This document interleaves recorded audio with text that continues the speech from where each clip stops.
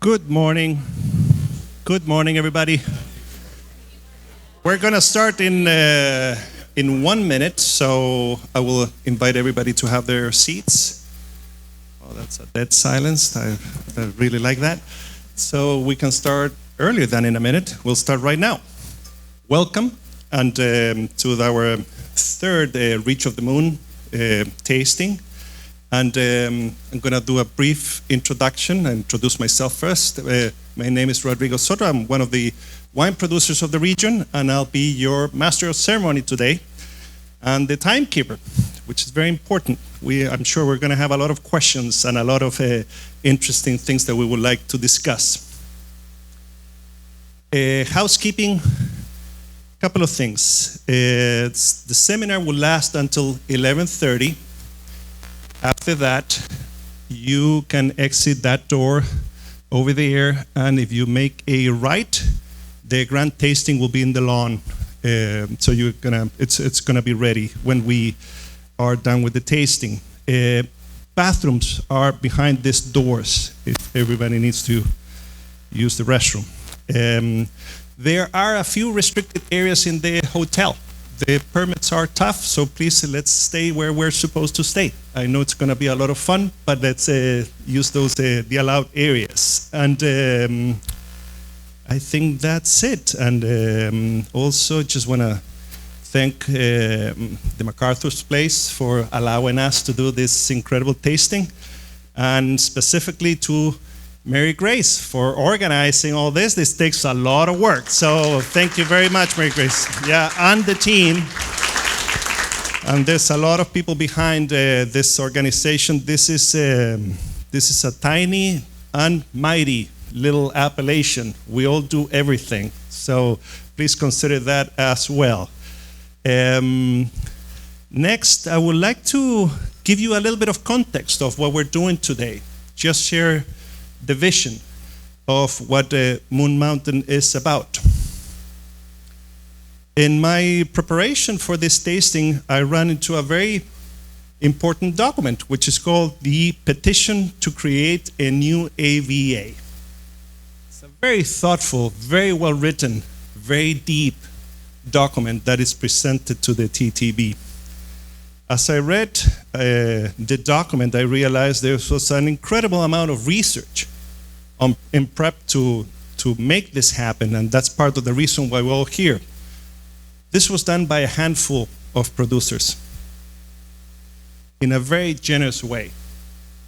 Not only was time, resources, money, and the dedication, there were also a couple of trademarks that were released in order to find the alignment and the agreements.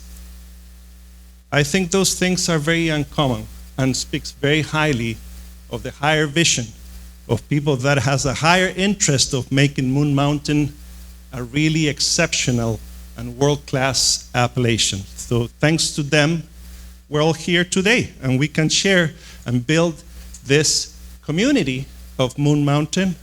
And for us, I will describe myself of the operators of the appellation, that we benefit from others' people's vision and work. It feels to me that we're in front of a paved road, and there's an F1 parked right next to it with the engine on and a helmet on the side. We just need to drive fast, because part of what we're seeing out there is an incredible opportunity for this appellation to be all over the country in wine lists, and we could have our own category. And that's part of what we all would like to see, that right next to those 3-4 pages of Napa Valley Cabs, I would very much like to see a page for the Moon Mountain District as well. So with that said, well, we need all of you. We're going to need a lot of ambassadors, and that's part of the idea of these tastings, that we need the trade, we need the consumer, we need the distributors, we need the retailers, we need everybody to row at the same rhythm, in the same direction. That's part of what we're trying to achieve. Many of you know the foundational aspects of this appellation, which is based on elevation, geology, aspect, and climate. When you think about that, those are all quality aspects. It's a very exclusive appellation. It's 17,000 acres, which only 1,500 are planted to vines. So how exclusive is that? Its rugged terrain is covered by the natural flora and fauna, and is what I like to describe, and I will steal some words that I learned in Spain from a group of very cool viticulturalists. It's heroic viticulture, what you do up in the hills. And I think that's another aspect that makes every single wine that we're gonna taste today quite special. So the round of show, we're gonna taste 9 different wines. There's gonna be 3 Chardonnays presented by Hansel, presented by Jason Jardine. It's gonna be Lassiter from the Trinity Ridge Vineyard, presented by Danielle right next to me. It's gonna be the wines from Patria by Mr. Tony Biaggi from the Charlie Smith Vineyard. It's gonna be a Cabernet Franc flight after that. And we're gonna be tasting the Moon Hollow Estate by Mark Harld. We're gonna taste the Repris Estate by Eric Bradley. And also we're gonna taste the Stone Age Estate by Alejandro Seaman. Lastly, we're gonna taste 3 Cabernet Sauvignons. One of them will be from Be Wise, presented by Massimo Monticelli. One of the classics is gonna be Cayman from the Lava Block, presented by Mark. And lastly, we are going to taste the Corbin Cameron, presented by Corbin Ming. So geology, as we all know, is very important. It not only helps us understand how things were formed or the history of those places, but when you get to go deeper and understand geology, you're capable to inform your decisions, your farming decisions, a lot differently. And also it helps you to adapt your winemaking, which is something that we tend to believe that is fixed. It's not. It definitely adapts to all that. So the common thread today is going to be developed by the geology. And for that, we thought, what a better opportunity for us to invite an expert in geology and terroir. Somebody that has dedicated her life to understand the underground, but also to connect it with the wines, which is not a common task. It's quite unique. She has a master's degree in geology from UC Santa Barbara, 10 years of experience connecting what I'm describing, wine and geology. She had one of the most informative podcasts out there. It's called Roadside Terroir. And she is also part of a family of geologists. Her father is a geologist, and 2 of her brothers are geologists as well. So as you can imagine, the conversation on the table. So please let me introduce to all of you Brenna Quigley.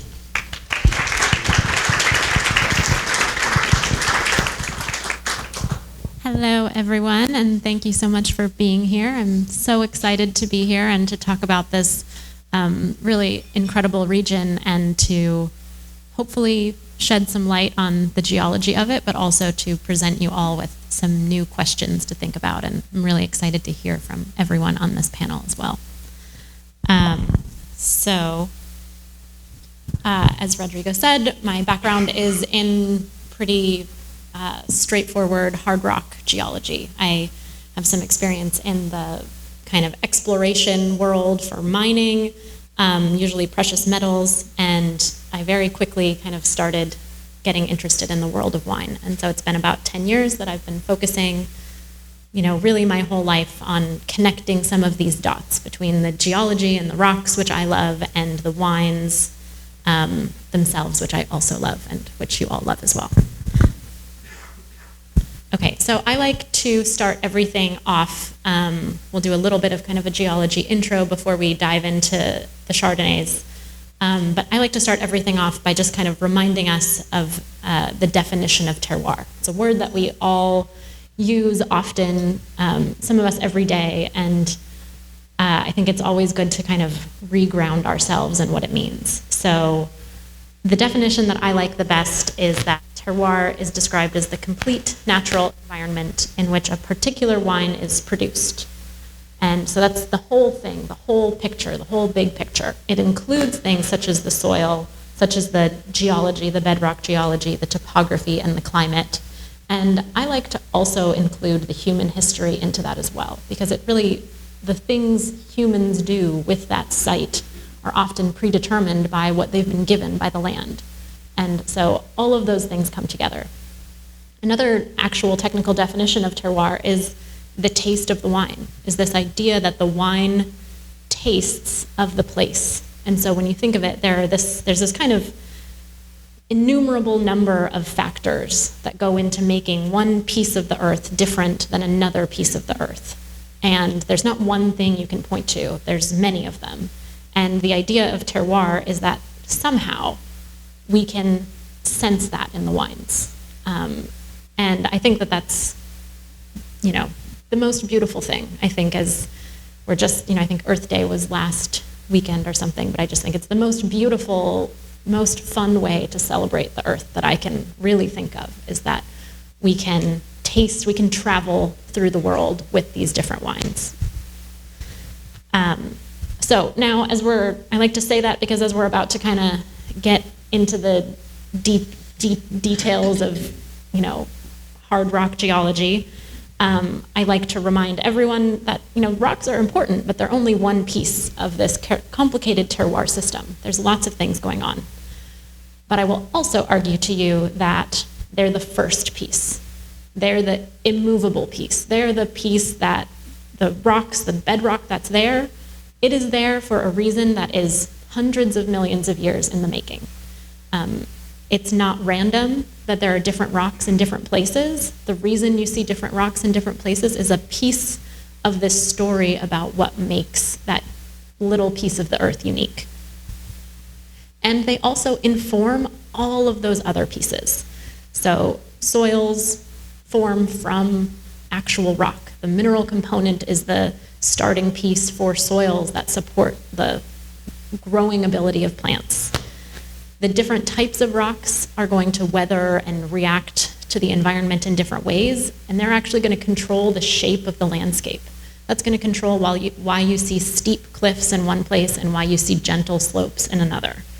That landscape itself is going to dictate things like climate and how weather moves through the landscape. And all of those things are going to determine what all of these people on this panel are going to do. Those things are going to determine the decisions that they make farming their vineyards, and it's also going to determine some of the decisions that they make in the cellar as well. So all of that kind of comes together again to tell this story. So my favorite thing about wine is that really every single bottle that you drink tells a story of the place. It's from a place, and it's probably a place that means something to someone. Oftentimes, it's a place that is very, very important to someone. And every winemaker, every great winemaker I've ever known is very, very passionate about their job to translate that place, to tell them the story of this place that means a lot to them. Sometimes it's their home, it's where they actually live, it's like one of their children. Sometimes it's their sacred meditative space in a busy work day. They get to go out and be in the vines and feel a piece of the earth. And it's not lost on me that that's the most meaningful part of my job, is to see if I can help in any way to help these people tell the story that they're trying to tell. So you're going to hear a lot of stories today. There's a lot of people here who are going to talk and to tell you these stories. Some of the stories are going to be about rocks themselves, about what California has been through in the past 100 million years. But the most important stories are going to be from everyone here about what they do with those rocks. Okay, so with that in mind, let's kind of get ourselves in place. Let's think about the geologic setting of California. Think about how we're all here. This is one of my favorite maps of California. And it's basically just topography, and all of those lines that you see are faults, are actual fault lines, or we call them fault traces, that cut through the state and that are active. So if you could see a different version there, all those lines have slightly different colors, and the colors tell you when there was most recently movement along those fault traces. So we are in an incredibly tectonically active area, in case anyone here wasn't familiar with that idea. We are in a living, moving landscape, which is pretty incredible. If you're not familiar with how or why, that is basically because we have the San Andreas Fault. So the San Andreas is not just a fault, it's actually a fault zone. So it's made up of probably millions of different smaller subsidiary faults that are accommodating the movement of two different tectonic plates. So we're not just talking about rocks sliding against each other right in front of us. All of those little faults that you see earthquakes on that maybe move 10 centimeters or so maximum in a given event are actually accommodating the movement of North America versus the Pacific Ocean. So the North American plate is moving kind of down-ish to the southeast, and the Pacific plate is moving up to the north-northwest. And for the most part, it's just sliding past each other. It's not really, those plates aren't really crashing into each other. We're not the Himalayas here. We're not creating giant mountains. They're not moving apart. For the most part, it's sliding past each other. But it's doing that at a rate that's pretty fast. We're talking a few centimeters per year of movement along this plate boundary. So to give you a little bit of context, that's about the same rate that your fingernails grow. And it's actually something, it's small, but not that small. And it's something that we can actually measure with GPS now. We can actually see that movement happening kind of in real time, which is incredible. And that's still happening today. This isn't like something that happened in the past millions of years ago. This is something that is happening today. All of that movement is still going on. The landscape exists how it does today, right now, in this moment in time. And it's going to continue changing and evolving. So before the San Andreas Fault, things actually looked a little different. So for about 150 million years, this was the setting of basically the California coast 100 million years ago. And so we basically had, this is a very, very classic geologic setup. So we had a mid-ocean ridge where you have two plates spreading apart. And then when that oceanic crust, when that mid-ocean ridge basalt crust from the floor of the ocean moved coming into contact with the continent, it subducted beneath it. So this is actually exactly what's going on in Chile right now. And you get a setup where you get kind of a little bit of a basin at the front of the continent, and then you get these big volcanic mountain chains that kind of run along the coast. And I promise this is important. And so this is now a bird's eye view of that for 40 million years ago. That's what was going on. That happened for 100, 150 million years. And then a really crazy thing happened. Oh, good, I can point. So this is that mid-Atlantic ridge, and at some point it was moving towards that subduction zone, and at some point it actually subducted. So a spreading center where Earth's mantle has welled up to the surface of the Earth actually collided with a subduction zone, which the geometry of that is like mind-blowing for me as well. If that sounds confusing to you, it's because it is confusing. And what that did, that initiated point happened about 28 million years ago, and it kind of like unzippered the coast of California in this weird way that doesn't actually exist anywhere else on the planet that we know of. And that moment was the initiation of the San Andreas Fault. So where those three plates then are connecting is what we call the Mendocino Triple Junction, or where we have kind of like three different plates moving in different directions all at one place. And as it continued subducting, that triple junction moved up the coast. And as that happened, it triggered short-lived, really super, super weird volcanic activity. And it only happened as that triple junction was moving through that place. So, again, I told you that was important. Those volcanics are what we're seeing in the Sonoma Valley. They're all of those volcanics, because of that, because of the initiation of the San Andreas Fault, because of that very, very, very strange geometric piece of Earth's crust, triggered this really, really fast volcanic activity that then turned off because it kept moving. That triple junction keeps moving north. Now it's up in Mendocino, actually off the coast. And we don't have volcanoes here now today. And so that's why we actually have pretty young volcanic rocks in the Moon Mountain District, but we don't have any volcanoes. The other reason we don't have volcanoes is because the San Andreas has also kept moving. So not only do we have these kind of weird assemblages of, kind of bizarre arrangements of volcanic rocks, but they've since been further faulted and deformed by this continuation of the San Andreas Fault. So here is the San Andreas Fault itself, whoops. And all of these red lines here are further subsidiary faults related to the movement along the San Andreas. We get mountains in those areas because, like I said, most of the time the plates are sliding past each other. Whenever you get kind of like a little wobble in there, you get what we call localized compression. So we get just kind of like squeezing up of these mountains.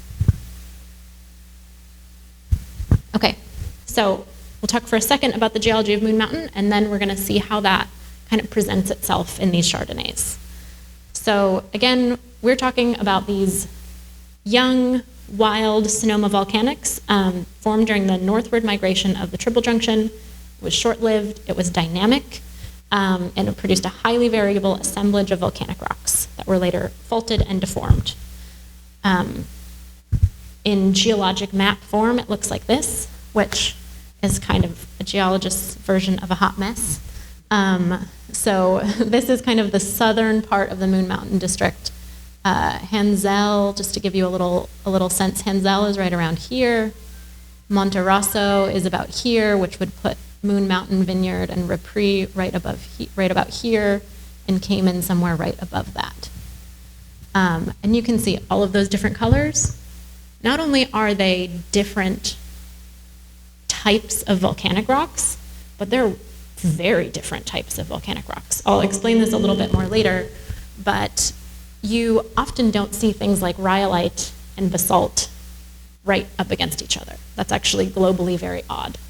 And so here, not only do you see all of these different colors represented just in this small area, but you can also see the really extensive, these black lines where you get dramatic kind of cutoffs and abrupt changes from one rock type to another, are the faults that have then further kind of mixed and jumbled up this already complex suite of rocks that you would call all of them volcanic. Okay, and so with that, I'll hand this back over to Rodrigo, and we will taste these wines that all kind of represent some very different geologies and some very different perspectives of how we can look into this.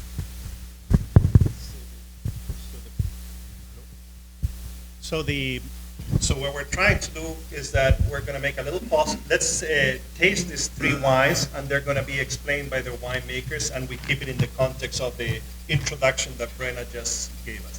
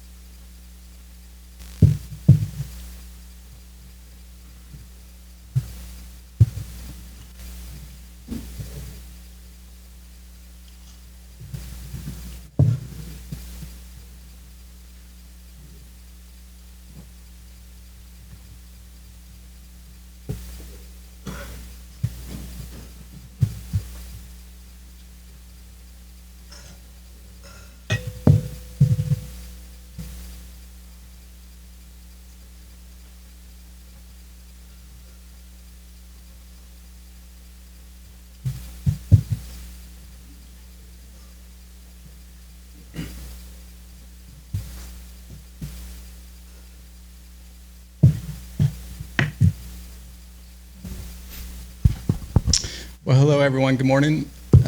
My name is Jason Jardine, I'm with Hansel. And for those that aren't familiar with Hansel, the first vineyard was planted in 1953 by James D. Zellerbach. He was then the ambassador to Italy. And then we have since planted some subsequent vineyards in 72 and 76 and 90, 99, 2008.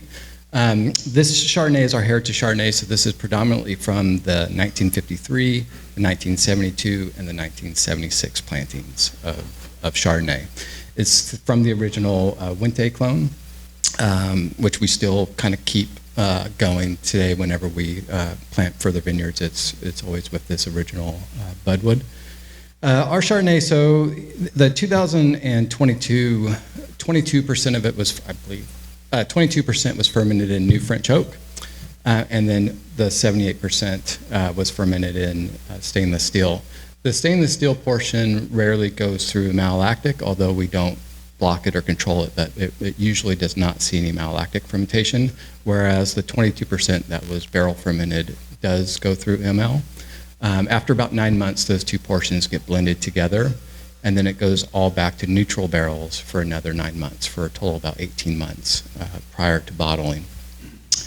Getting back to a point that Rodrigo made earlier about, the geology that we farm on really is what dictates our practices for, in the vineyard. And that is something that I have learned over the years and I've been blessed with being able to farm on a lot of different types of geology all around the world.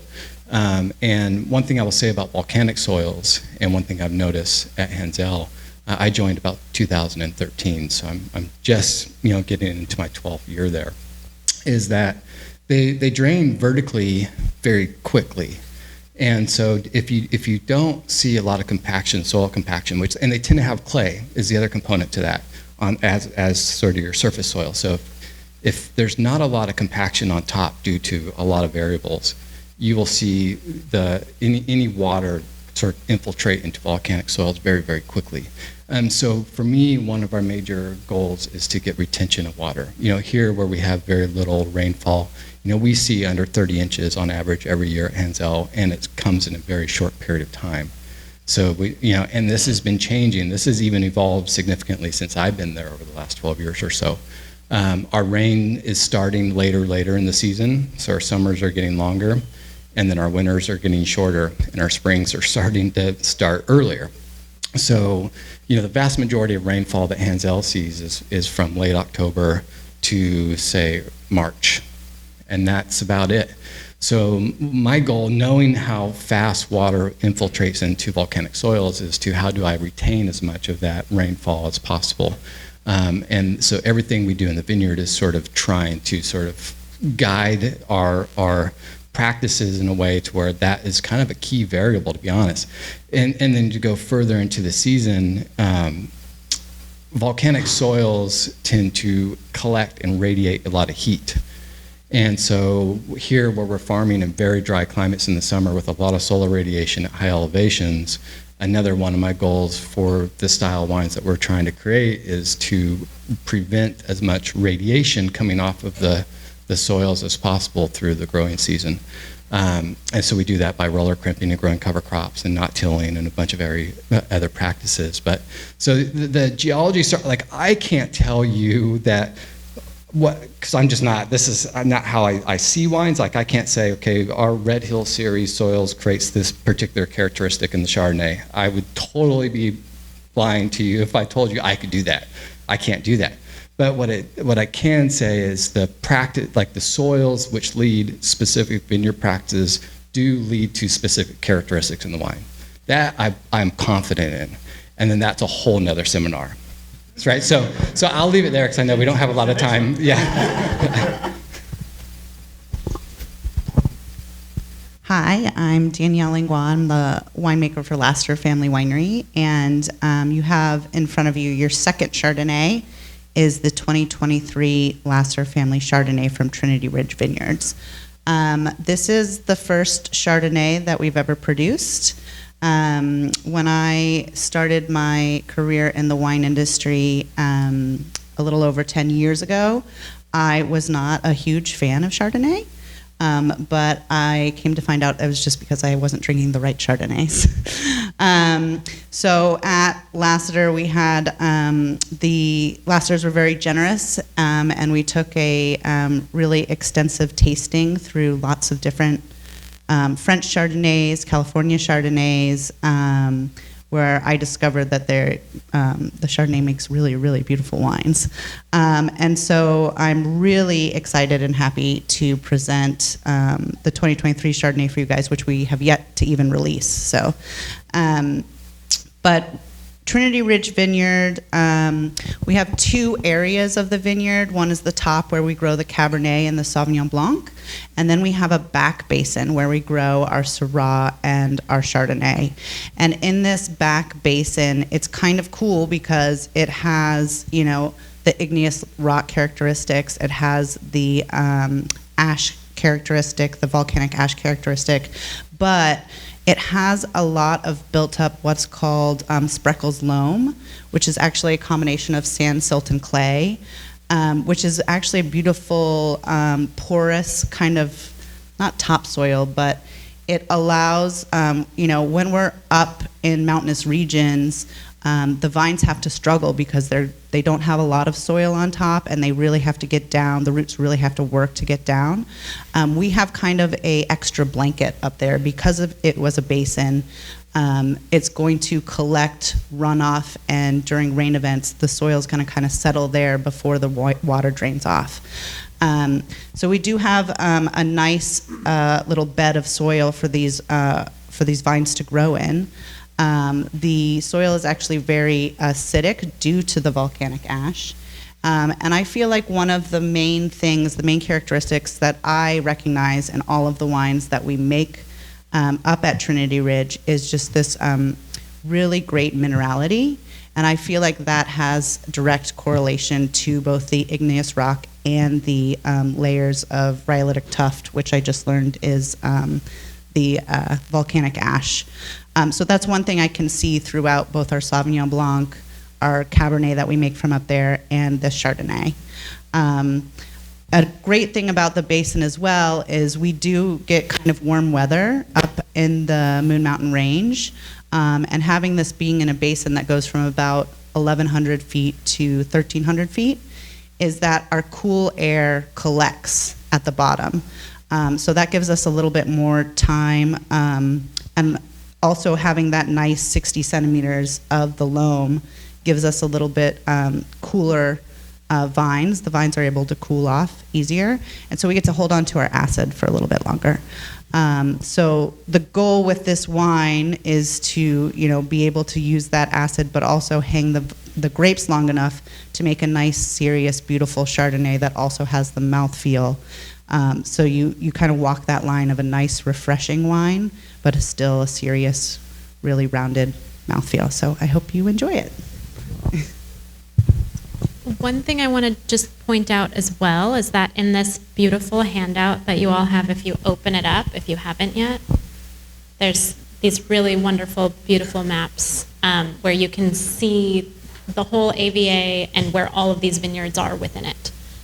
So that will help. There's like a little, oops, oh dear. There's a little key up here just to get you in the right direction, but mostly the maps for you to see in front of you. We can go? Great. So, hi, I'm Tony. Patria 2022 Charlie Smith Chardonnay. So Charlie Smith is a vineyard that's all the way almost to the northern eastern part of the appellation if you look up on the map.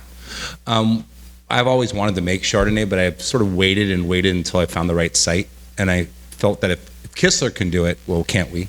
So Charlie Smith touches Kistler, their original estate vineyard that they purchased, I think, in the mid-70s, I think 75, 76. And they still help me out here, guys, is the Cuvée Kathleen Chardonnay from there. Kathleen. There's a lot of K's and C's in their family. So I wish Jason was here. He can probably talk about the appellation and the terroir even better than I. So, but what's great about this site is that, you know, at the elevation of about 1,300 feet, I wanted to make Burgundian-style Chardonnays, where I sometimes feel the wines from Russian River and Carneros tend to be a little flabby. And we can do full malolactic up off the site, pick at about 3.25, 3.3 pH, and finish about 3.45. Pick about 22.5 to 23.5 bricks so we can get ripeness and still have acidity. That's kind of the goal of this wine. Naturally made, native yeast. We take everything from, we press it into a pan. We black, okay, for all the hipster people in here, we black the must, so the must goes completely brown, hard brown. Then we ferment naturally. Mallows take almost a year. And so we do finish up with a pH of about 3.4, and that's because of the terroir, the volcanic aspects of it. Mountain viticulture, whether it be Napa or here, you get cold days, and then all of a sudden the inversion layer kicks right around August. And so the nights are warmer than Death Valley floor. And if anybody's ever made wine or been up in the mountains here in Napa Valley, it looks like someone took cake frosting throughout Sonoma Valley or Napa Valley and just put fog all the way through it. But you're in a t-shirt and shorts up in the mountains picking fruit and doing work. So that really does affect, how we're crafting wines here. So pretty simple. So that's really what it is. We tend to, we'll be in barrels 15 months, bottle the following December. Year in, year out, we'll either pull the whole wine out and leave it in the tank the last 3 months with full lees contact, or we'll leave it in barrels depending on the vintage. So everything's natural. What we do is add a little bentonite every now and then, just to get it clear. It's not stable, but I want it clear. I don't want real cloudy Chardonnay.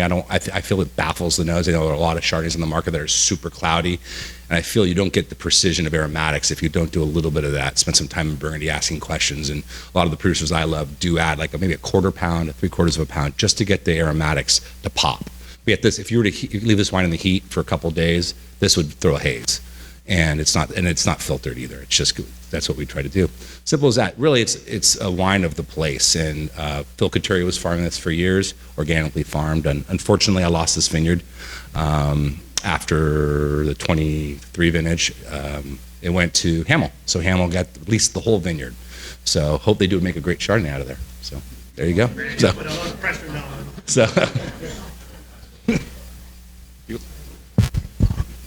So we're going to open for some questions at this point about the Chardonnays, and then we will continue with our presentation.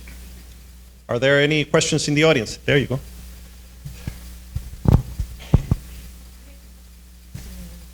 I just have a question for Tony. I am not familiar with the blackened stems. Blackened must. So there's a very interesting thing happening in Burgundy called white wine. There's a lot of different reasons for it. There's a lot of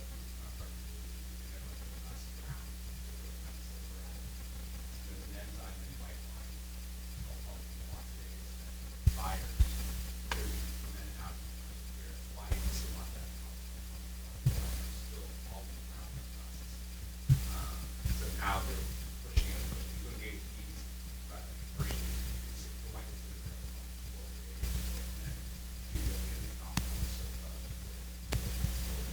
so the musk is almost like, I would say, iced tea, brown, super brown. So when it ferments, it engages the wine. Then you're going to see that again. That's what I'm just going to that's the never talk about it.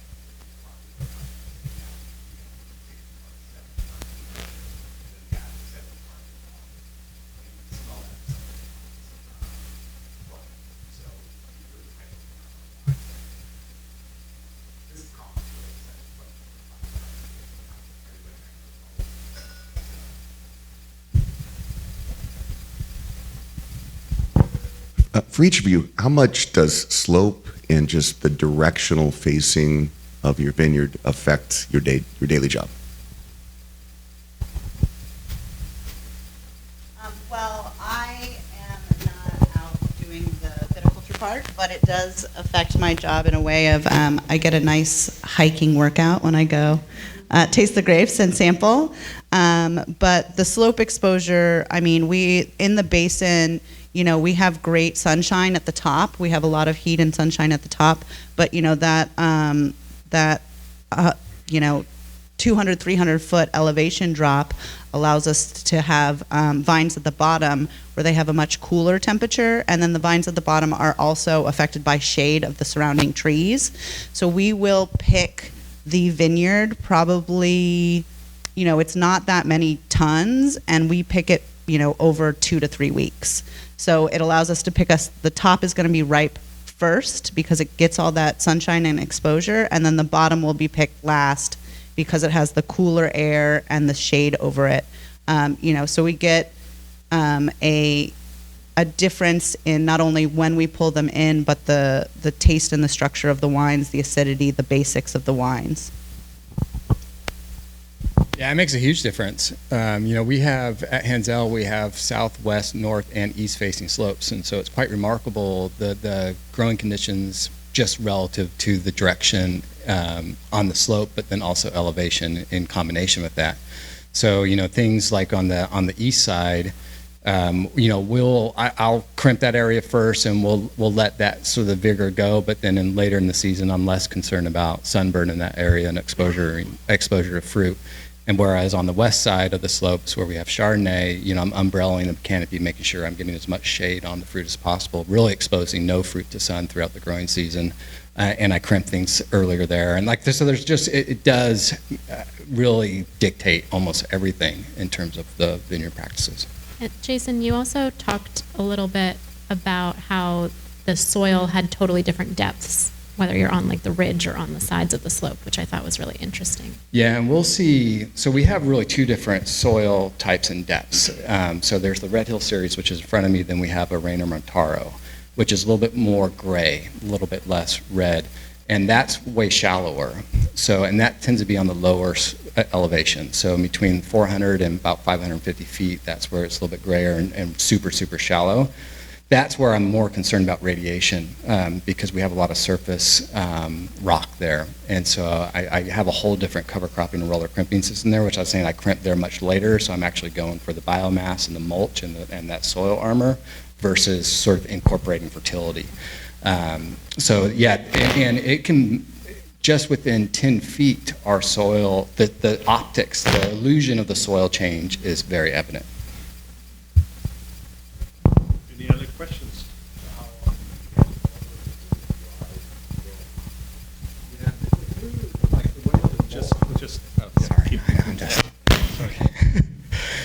So irrigation. Yeah, so we are not dry farming. I wish we could, but I'll be honest, we don't. But I try to use the irrigation as responsibly as possible. Through the roller crimping and the way that we're able to cover our soils, so we're essentially putting about 12 to 14 inches of mulch down across the entire vineyard floor, and that's also including the understory. So we grow cover crops in the understory under the vines, and then kind of we whack it down and let all that material fall where it lays. I tend to not have to irrigate late in the season. I'm actually more of a proponent of irrigating earlier, and while we still have a viable cover, because really my goal of irrigation is more keeping our soil biology active and keeping cooler soil temperatures rather than hydrating the vines. I think our vines could sustain, but it's really just more of a biological approach to soil management versus a irrigation approach to the fruit of their vines. But then from the responsible standpoint, always irrigate at night, always irrigate during the new moon and things like that. So we irrigate usually 3 to 4 times a year, just a couple of gallons of vine. To your point about like how quickly these soils drain, so in different type of soil types where you have, say, sandy soils and you have viable active roots at much more depth, I would do longer irrigations less frequently. In our soil types where the water would drain very quickly below what I believe the active root system would be, even on an 80-year-old vine, during the heat of the summer, it's really relying on its more shallow fibrous root systems to uptake water and nutrients. I do short irrigations. Oh, I couldn't even tell you. I mean, Brenna is probably more qualified to answer that question than me, but I'd imagine very deep.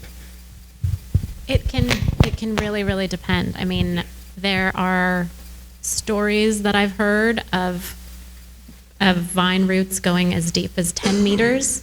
My question is, who dug that hole? So I'm not sure. I didn't measure it myself, but it can really vary, and it can, like Jason was saying, there's evidence of sandy soils where vine roots can just go and go and go. There's also evidence of vertically fractured bedrock where the vine roots can also make their way really, really deep to really longer termed reservoirs of groundwater as well. So there are also geologic hindrances. You could have rock that's fractured horizontally can really impede the ability for the roots to make it as far down as they may want to go. And there are also, chemical differences. There are certain types of volcanic rocks, certain even limestones that just become really inhospitable to root growth that you'll see just won't go any farther. And with some forms of irrigation, you'll see vine roots that just choose not to because they don't have to. So thank you so much. It's just incredible to get this perspective and to hear from all the winemakers. I had not really thought of Moon Mountain as the place for Chardonnay. So it's nice to see that voice coming through. I'm very curious, Brenna, you have been all over the world, and especially in Burgundy and Chablis and looking at Chardonnay. And I'm just wondering what your perspective is on the potential for the geological richness and treasures that are in Moon Mountain to produce really great Chardonnay. Yeah, absolutely. I think it's incredible, and I think Chardonnay is such a wonderful grape to do it. I think we'll talk about this again with the next wines that we're going to taste as well. But Chardonnay to me is such a noble grape because it grows so well in such incredibly different terroirs. So it is able to produce wines of extremely high quality in very, very different conditions. And I think that that's what we're seeing here with these three wines of extremely high quality, delicious Chardonnay on volcanic soils that so clearly have their own story to tell that is totally different from the wines that I work with in Burgundy. Also beautiful stories, also beautiful wines, and these are clearly their own thing. And I think that this kind of diversity of volcanic soils is not something that's really. I'm hoping I don't say things too quickly that I really think this, but I really don't think that this diversity of volcanic soils is something that I can think of from another region to be expressed in these wines. With that said, should we move on to Cabernet Franc? Yes. So my goal for these wines was that we would be able to see some of this diversity of these volcanic rocks in this region. And so just to go back for a quick second to this map, that's so cool. I wanted to give all of these, everything that's not yellow in this map is a part of what we call the Sonoma volcanics, which are those young volcanic rocks having to do with the initiation of the San Andreas Fault. And the description of the Sonoma volcanics is this: mafic lava flows and tuffs, rhyolite to dacite ash flow tuff, lava flows, intrusions, breccia, tufaceous sediments, and then it goes on.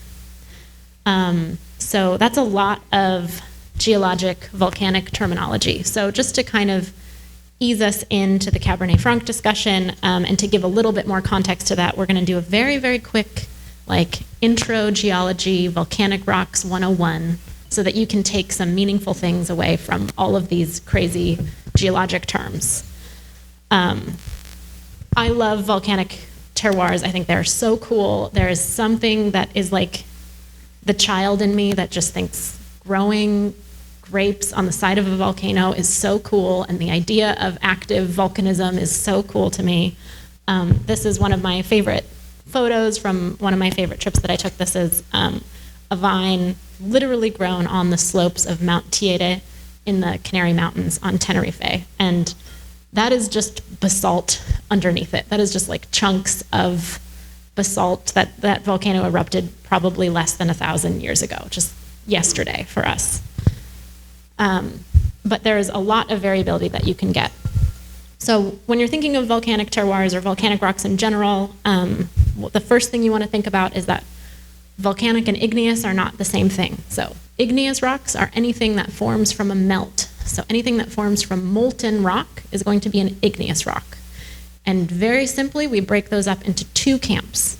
They're either intrusive, meaning that they never erupted, so they're not volcanic, and that molten rock remained underneath the surface of the earth, and it cooled very, very slowly.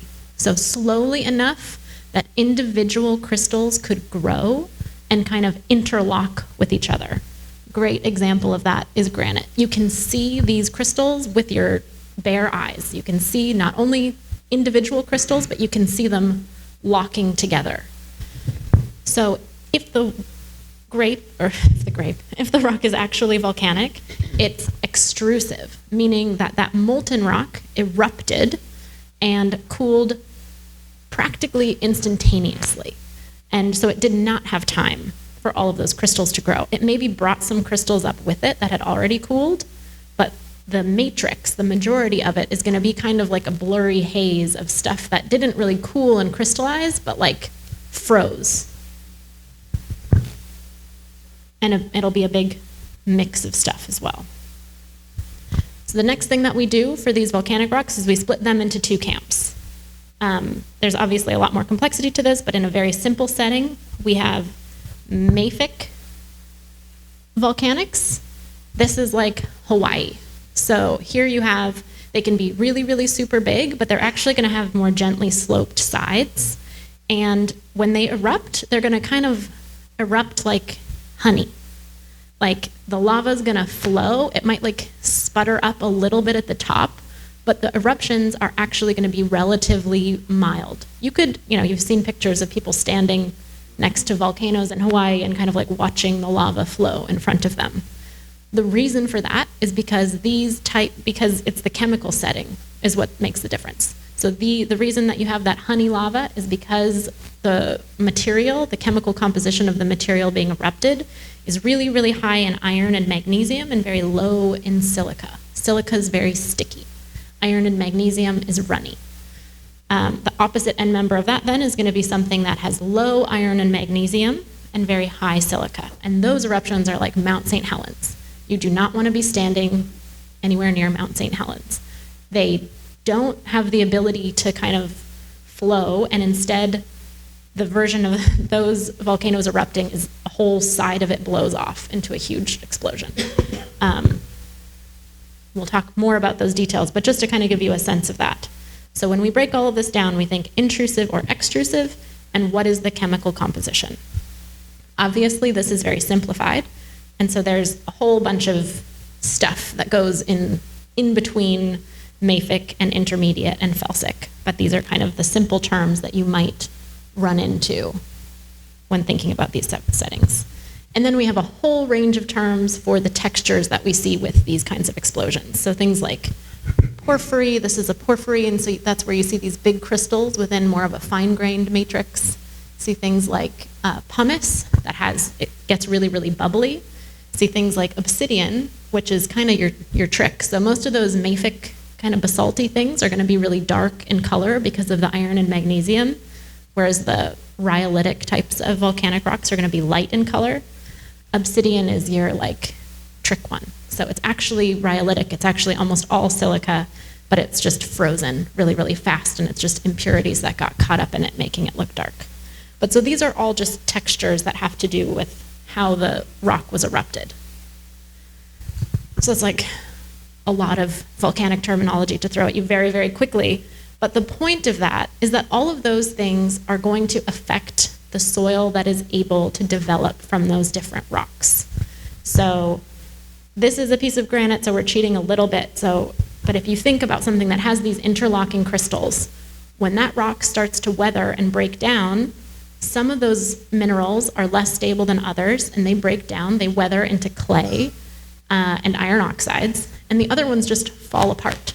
And so you end up getting these kind of granitic sands that are very, very loose. They're sandy, they can be shallow or they can be deep, versus when you have something like basalt that weathers. Most of those minerals are actually incredibly unstable at Earth's surface. So most of those dark minerals with lots of iron and magnesium are going to weather chemically and break down into clay. So in the simplest way that you can imagine, you have one rock type that's going to break down into really weak, shallow soils, and you have another rock type that's going to break down into really, really rich clay soils.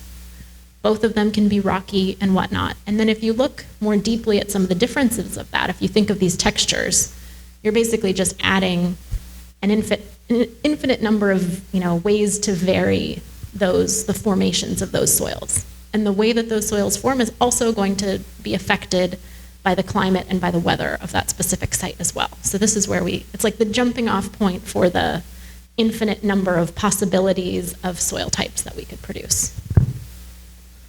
And again, here's that. Hopefully this sentence makes just like a tiny little bit more sense to you of thinking of these different rock types and thinking about how impressive it is and how cool it is and how, it's like a painter's canvas or, the watercolors that can go into making this really beautiful array of wines.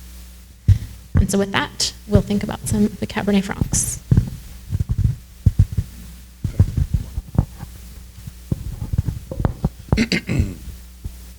Hello, I'm Mark Harold. I make the Cayman wines as well as the Moon Hollow wines. These properties are pretty striking in that in proximation to each other, they're just next door neighbors.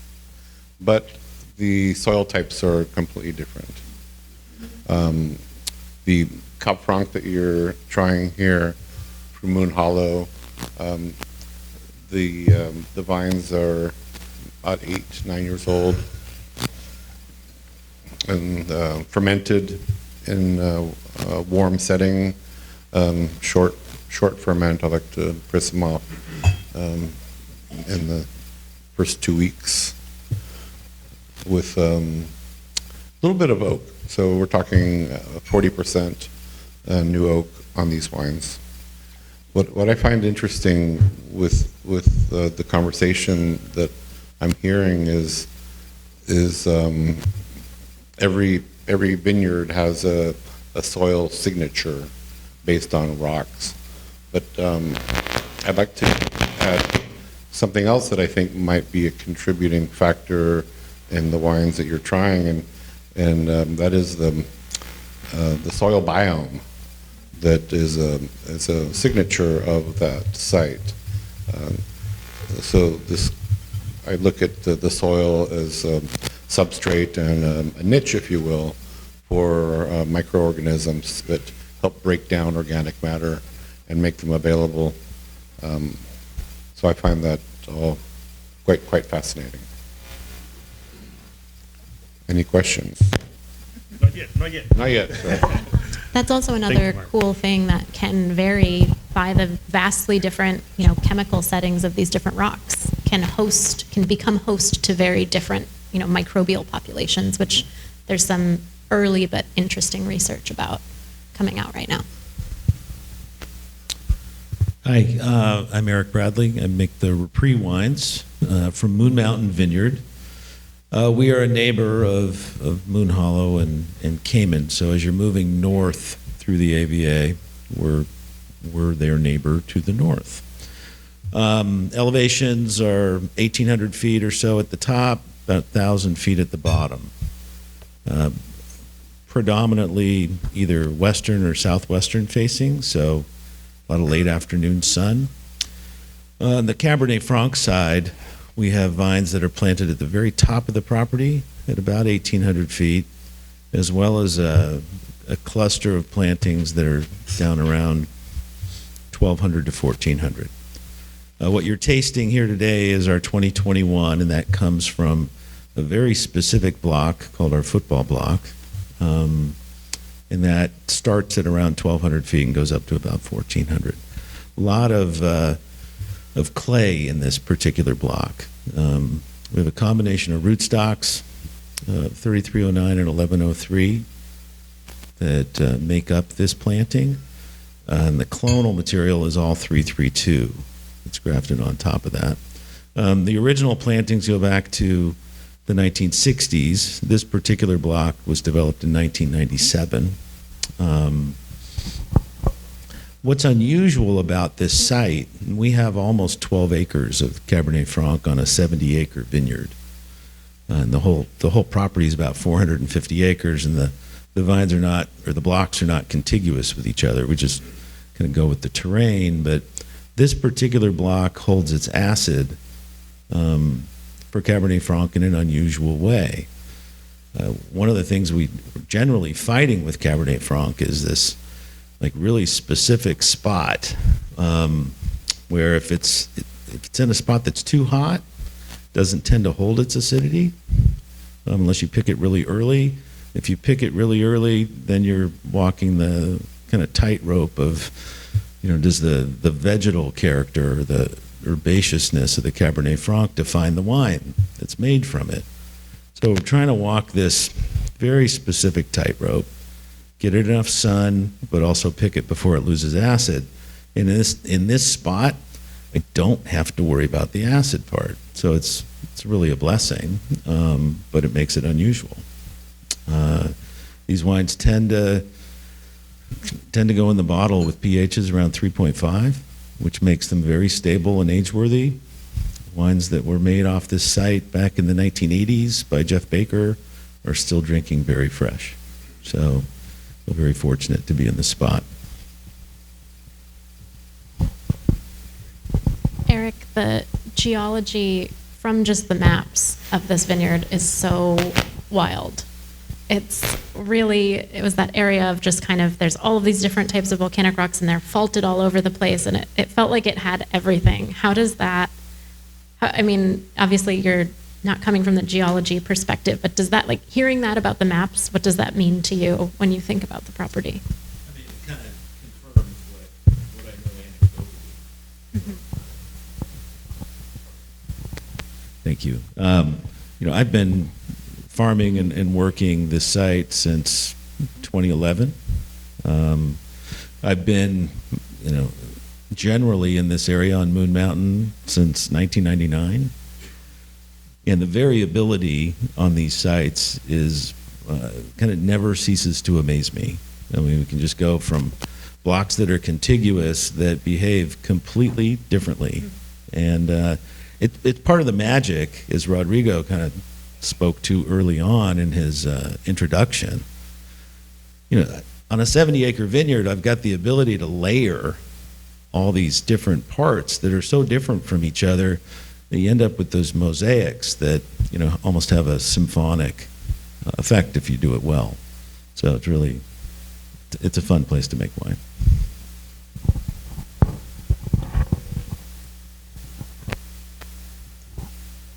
Hello everyone, my name is Alejandro Ziman. I work for Stone Edge Farm since 2018, and hopefully you are tasting the right wine. It's the one on the top, not the B-Wise. Hopefully you guys tasted that one. This is Cabernet Franc from Silver Cloud Vineyard, which is a vineyard located at around 1,800 feet elevation. It was acquired by Stone Edge in 2012 and then redeveloped by Phil Couturi.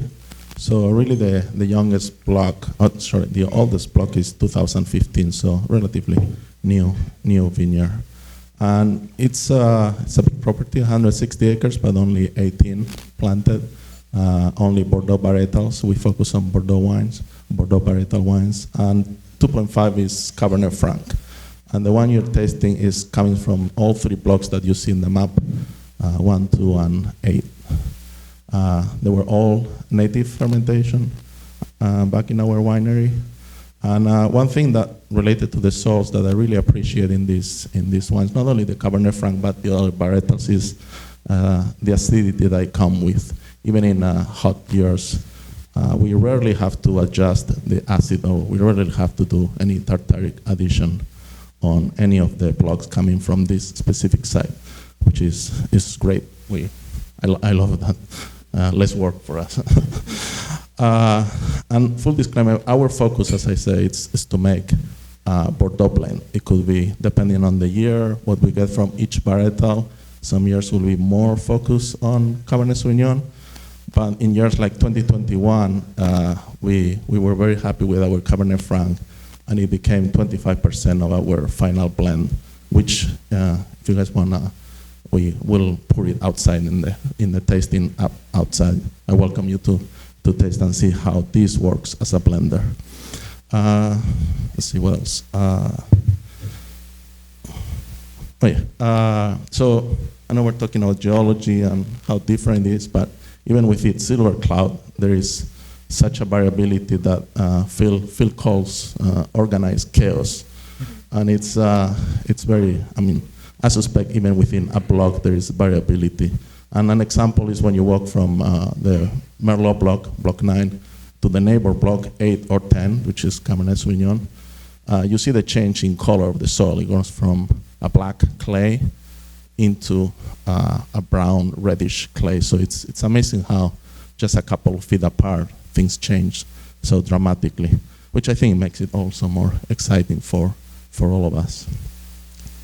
And in terms of soil composition, very brief summary. And despite all these complex soils, the top part tends to be acidic clay, and then we have a medium or intermediate where we have clay and about 30% volcanic, and then the bottom is volcanic. So to me, not only the Cabernet Franc, but in general other varietals, they have that richness, that dark fruit that I think comes from the clay, and then that brightness, that elegance that I think comes from the volcanic soils that lay underneath. So hope you guys enjoy. Thank you. Thank you, Alejandro. If you're okay, we're gonna cruise through straight to Cabernet Sauvignon now, and we're gonna save all those great questions towards the end. Okay, so just to quickly kind of segue into this next piece, the goal for our next tasting discussion and everything all together is to really put it all together and really look at, what can we get from this understanding of these different volcanic rocks, of their different makeups, of these different terroirs that they're creating. So again, this idea that the geology itself is forming the soil, so it's providing that, kind of mineral backbone to the soils that will form as they combine with water and air and organic material, that they will form different landscapes. So, again, that the slopes will be different and the soils on those different slope shapes and aspects will inherently be different as well, which gives us a very different environment in which to farm and to make wine. There's a term that kept coming up as we were preparing for this discussion, and it's a really cool kind of segment of geology called geomorphology. And it's essentially the study of why landscapes look the way they do, or the study of landforms and how they form. And here's a really cool, this is from the 1940s, before we even knew what plate tectonics was, this cool image of this is like a basalt flow on the top here that someone had sketched, and you can see how it forms these steep slopes versus whatever rock type this is below it, forming these kind of concave slopes versus the alluvial valley that forms from water cutting through that material and flooding. And I just think historic representations of geology are very cool. And again, this is kind of what we've talked about already, this idea that basically the way that different minerals form and where their sweet spot is the opposite of how they weather. So if some mineral was formed in the depths of Earth's crust, that means that that's where it's most comfortable. So that same mineral that's comfortable, under high pressures and temperatures, when you put that on the surface of the Earth, is going to be the first one to go. And so this is again another kind of image to see why we get that different clay evolution from basaltic types of soils, because those dark minerals that are unstable are the first ones to weather away. And so just some images of the minerals that really don't like being on the surface of the Earth are things like olivine, pyroxene, amphibole, biotite. They all have that kind of greenish, brown, black color, versus light-colored felsic minerals, things like muscovite, feldspar, and quartz, the big one, actually are pretty comfortable on Earth's surface. They're going to hang around for a long time. They're going to be hard. They're going to be stable. They're going to hang around. And again, this produces very, very different volcanic terroirs. And then this idea that we also wanted to talk about as we're thinking about this landscape that's forming is the idea that, to remember, we're talking about geologic history and geologic time, but it's all still happening right now. And as we were preparing for this, there were just some really, really cool conversations that came up about hearing stories of seismic activity, making someone's well go dry that had been producing water for a long time, or all of these different anecdotal stories that a geologist couldn't really tell you, and that really come from people who know their property and know their place and have these stories to tell. Is that good? I can. Oh, go. Okay, so just to point out a couple of these images, because I think we still have a little bit of time. Okay, great. So these are just some examples of very, very different terroirs that I've worked with, and that I think kind of show you some of these differences. So again, I already talked about the Tenerife. Here, this can't really see it too well in that image, but it's really just these tiny little pieces of gravel of basaltic rocks. It's just amazing. We keep talking about how basalt forms soil, but it takes time to form some soil, and so this is really just that bare material versus this here, which is from a basaltic vineyard in Oregon, and you can see what time and climate does to the terroirs that form from, exactly the same, piece of bedrock, but totally different world. Here's the climate itself provides a lot of water, provides a lot of opportunity for weathering, and you get that clay development. This is obviously also farmed by someone who knew what they were doing, so there's a really beautiful soil structure that develops from those clays being able to do what they want to do instead of just kind of, turning into modeling clay or that kind of thing. Another cool example that we can talk about a lot, especially in this area where we talk about basalts, is that they have all of these different forms. So sometimes you'll get layers of basalt, and that usually happens from different different eruptions, essentially, that flow over each other. And that creates this layering pattern that will then show up in the soils that form. So in between those layers, they'll kind of break up, and you'll get that kind of platey, rocky nature, versus maybe one big, giant basalt flow where you have a really massive rock. And it's those two, and then some of them are going to have bubbles like this, vesicles. And so all of those things change that same rock's ability to hold water and to produce soil from it as well, which then changes, things like air temperature as well.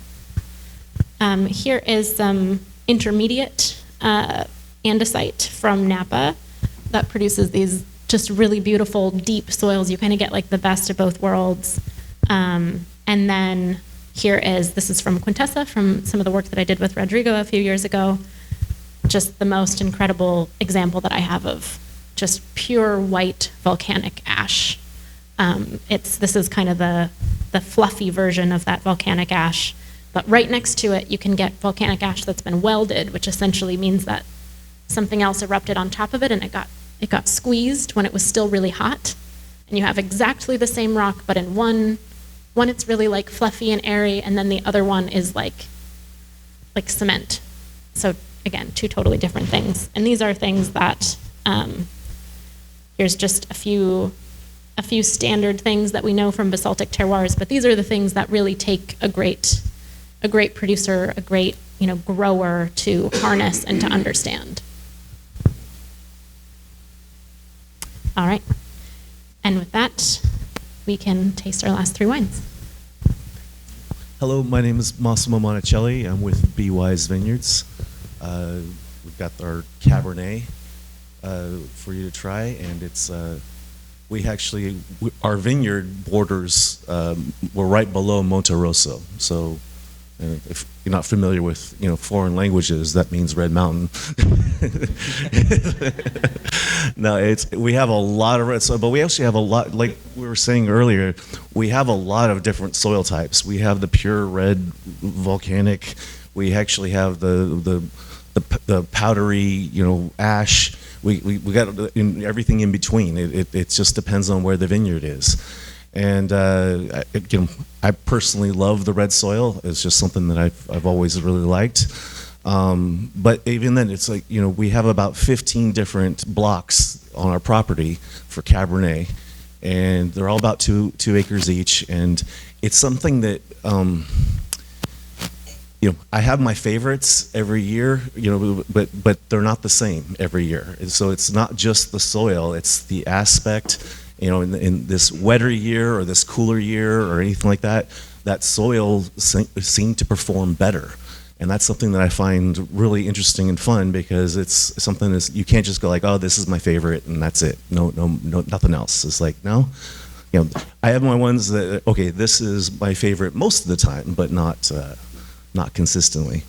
But yeah, we have so almost all this comes from our red soil vineyards, and it's something that, I don't know, to me it produces an elegance, and there's a minerality and an elegance in coming from that, and I love it. It's something that makes things more nuanced and flavorful. You actually, I smell the dirt, I smell the earth, and that's something that that's what makes wine fun.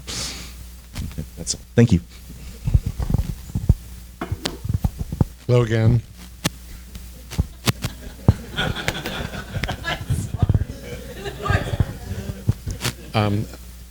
I've been making Cayman wines for the last 25 years, 23 years. And this particular vineyard is perhaps my favorite of that, of Robert Cayman's vineyard. And it's very striking in that you're hard pressed to find any dirt. It's these cobbly basalt, maybe it start out as fractured, and it pretty much looks like fist-sized rocks, and that's all you see. Phil Couturi put this vineyard in, and he did something that I thought was quite interesting. He was going to make his own dirt, he said, and the way he was going to do that was he was going to plant these daikon radishes throughout the vineyard, and as these grew, they would push away the rocks and create pockets of dirt. I don't know if that really worked, but that was fascinating. The hallmarks of the lava block, I believe, is minerality, and I'm assuming that comes from rock and the lack of soil, which I believe the parts in between are clay, of these cobbled rocks. A lot of these rootstock positions had to be jackhammered in because the shovel doesn't quite work. So I hope you enjoy the wine.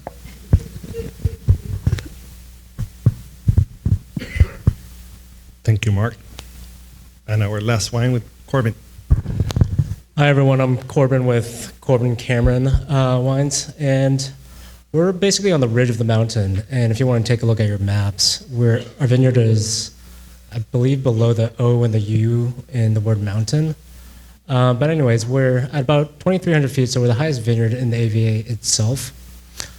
And yeah, most of the Cabernet that went into this blend is planted on gravelly loam. So loam, basically, let's say more or less equal parts of sand, silt, and clay, drains very well, but also does retain some moisture because of the clay.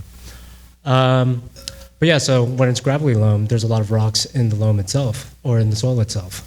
I've been telling people it's a lot of basalt and andesite, but I think Brenna said earlier that they don't occur together normally, so maybe I've been lying the entire time. But there's also a lot of rock that's very friable, which is great because we get a lot of deeper root penetrations that can penetrate the rocks. But yeah, so the soils for this block drain very well, and I think it's always hard to make or draw conclusions on soil impacts, rock formations, etc., and how that translates into the wine itself, like Jason was saying earlier. But for me, I think it's easier when you talk about red wines because it adds a lot of, for me, textural and tactile components. So when you get a lot more drainage, let's say in the vineyard itself, I think you've all heard that, yeah, stressed vines make better, higher quality wines. So with that, you get a lot thicker skins, and whenever I think stress, I think the berry itself just produces a lot more of these phenolic compounds like tannins, anthocyanins, etc., that are antioxidants that help prevent, let's say, spoilage and the berry from dying. So I think for me, it's always about tannin and structure with this block, and I think I see that present in all of these Cabernets here. But yeah, I've always been inspired by old school California mountain Cabernets that seem to age forever and ever, 30, 40, 50 years. And I think it's a lot of it has to do with tannins, a little bit harder tannins that gives the wines a lot of tension. And yeah, not great when the wines are young, but yeah, if you lay them down for a long period of time, they really kind of age beautifully. So yeah, and that's it. Thank you, Corbin. So that will conclude the explanation of the wines, and we would like to open for questions. Yes, give me 1 sec. I have a question for Brenna. I always hear about the main volcanoes being Mount St. Helena and Mount Canacti, but were all of the areas of the Mayacamas had volcanoes scattered in? That's always something I was kind of had a hard time understanding. Yeah. It's one of those things that's very complicated. There are main volcanic sources that things come from that we know of, but a lot of them have been since almost kind of deconstructed by the faulting that's happened since. But also, so they're kind of, maybe there's a volcanic source, but it might actually have multiple different outputs. And then somehow, which I don't even really fully understand, they're also erupting all of these kind of different materials. But then depending on the type of eruption, the materials can make it really far. So it's not, if you're thinking of a Hawaii volcano, you think okay, this erupts right here and it goes, relatively within this little neighborhood zone. When you start looking at different types of volcanic eruptions, those materials are going to make it a lot farther. So some major, landslide deposits will go all the way, many, many miles away. The ash that goes into the air then can be deposited many, many miles away. And so there are some sources to it. I think there's also others that we don't really understand, and it's very difficult to triangulate where they all come from. Somebody does that. Somebody studies that. It's not me. Brianna, when we look at the geology of Moon Mountain, what is the big difference between the north and the south of Moon Mountain? And second follow-up, Corbin, if it's not rhyolite, it's not basalt, which one is it? If they don't go together. Yeah, that is a great question. And, from my kind of initial understanding, I don't have a good answer exactly of north to south yet, because it's all been so jumbled up. It's really, there's faulted stuff that's here and also there, but not in the middle. And I think that's a good question for the future of Moon Mountain to really pin some of those things down. Corbin, you were kind of getting to this at the end, but I'm curious about how does geology impact tannin and tannin structure? Yeah, so I think about it just as you get more drainage, so there's more rocks in the soil matrix itself. So you're getting a lot more drainage. The vines are being stressed a lot more, and there's less access to water because of that. So you just get much tinier berries, much thicker skins because of that. So two things: the proportion of water to skin or juice to skin is much more skewed towards the skin side of it. So all of the tannins in the skins themselves, you're just having a higher concentration of that. And then also with the stress itself, like I said, the berry itself is producing all these antioxidants, one of them being tannins, just to basically stay fresh, stay alive, so that it can mature and it can ripen, so some bird in the future can eat it.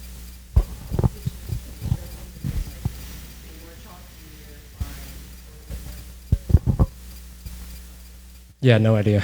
I'm not going to make something up, but yeah.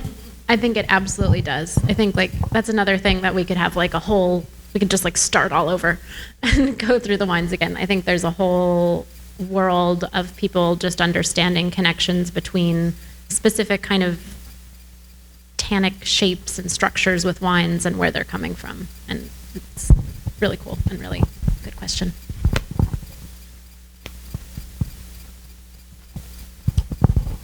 All right, so what hasn't been said so far is that a lot of these sites were dynamited or had to be excavated, basically.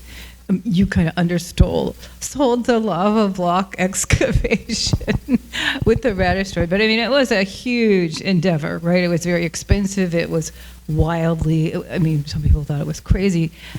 So the question is, like, when you are breaking through these hardened crusts, let's call them rocks, how, and then now it's this very pure, slick clay underneath the rock.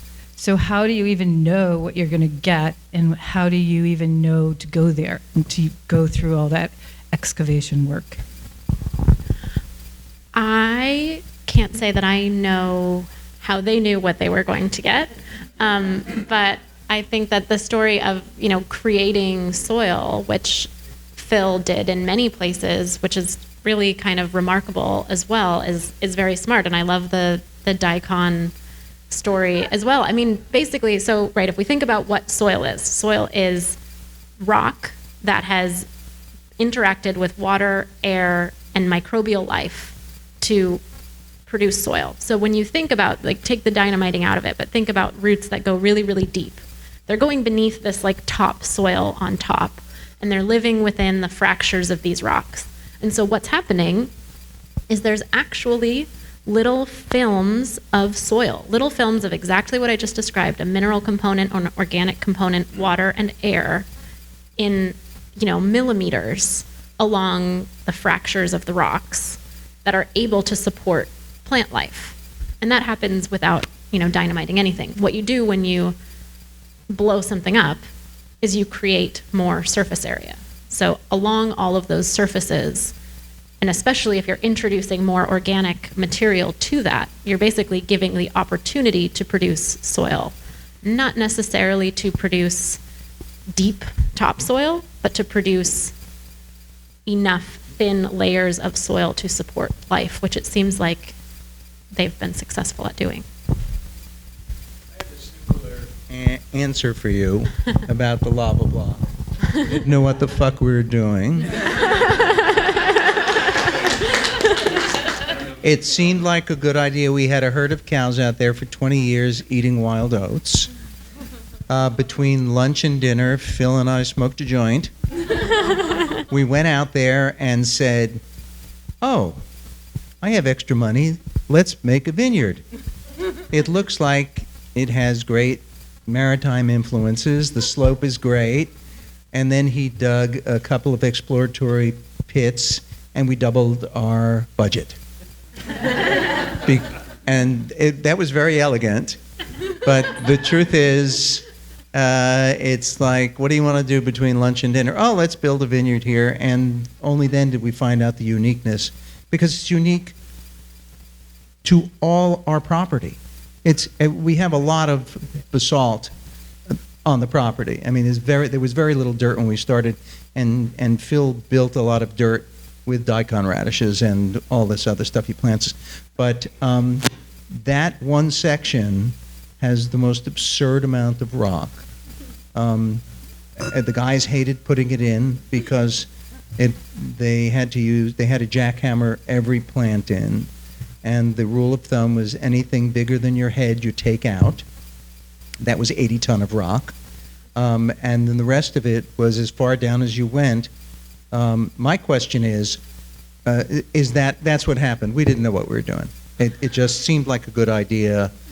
Phil seems to think I'm as rich as the rest of his clients, so we just did it. My question about the volcanic activity, because there's a fence between us and Michael and Xochitl Birch's property. If you go 7 rows into their property, it's similar, not exactly. This is the lava block. You hit the 6th or 7th row, everything changes. When these eruptions happen, and I assume they were eruptions a gazillion years ago, right? 5 to 8 million. Well, I've been up there 45 years. There have been no eruptions. So I assume that. And we have lava cones. We have these big cones. Are those separate? Are there separate eruptions, or did it all happen at one time? Because it doesn't look like it happened at one time. So it could be two things. So, I mean, when I think of geologic time, 5 to 8 million years is like the same time to me. Like that's almost yesterday. It's like almost present day for me, but like very So close. when do you think these eruptions first happened? In the lower Mayacamas, in the southern Mayacamas, where we all are. I think the oldest is about 8 million years. And, 8 million years. Yep, and by 5 million years, so with only 3 million years, by 5 million years in this area, in the probably especially the southern part of Moon Mountain, those volcanoes had turned off. So to me, that's very, very fast. It's a short amount of time. But the other thing that can happen, so with that you're talking like horizontal differences of eruption. So the older ones are going to be lower and the younger ones essentially will be higher. And you can see very different volcanic materials in that kind of stratigraphy. But then what happened is that kind of beautiful stratigraphy got jumbled up by the faulting. So what could happen is that you have like one understandable like kind of storybook here of geologic time from lower to upper layers, and then you have a fault cut through it and it messes it all up and you've got a whole different set of stuff going over here. So without doing a geologic study, it's hard to know specifically what that story is. I sure wish I would have known any of this before I started doing this. I would have bought a beach house in Hawaii.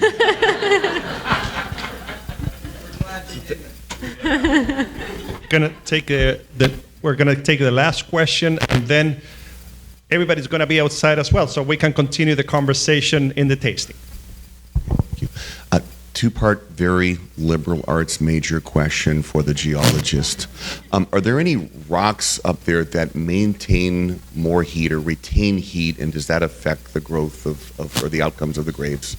And then, secondly, just to Massimo's point about we were tasting minerality in the glass. Is there after 40 or 50 or even like Burgundy 1500 harvests, is there any concern that there's the minerality in there is going to be depleted at all? That makes sense?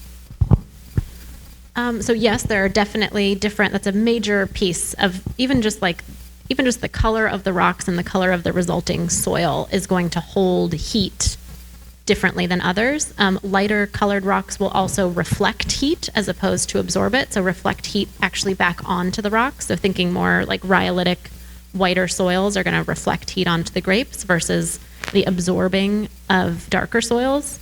But the tricky thing that gets in there as well is whether or not the soil/rock can hold water is also then going to affect the kind of like microclimate under the vine. So if the water then is held and evaporates, it's actually going to cool that area off. So the clay content, which is the thing that holds the water, is going to have the inverse effect of the color.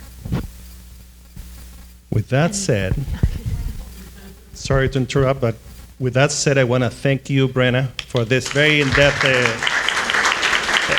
explanations.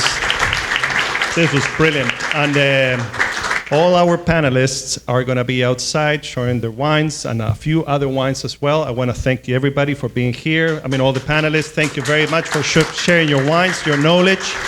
And to all of you, all our future ambassadors of the Moon Mountain District and big fans of our wines. So thank you, everybody. Thank you for being here. We can exit that door, and the tasting is going to be to your right. Thank you.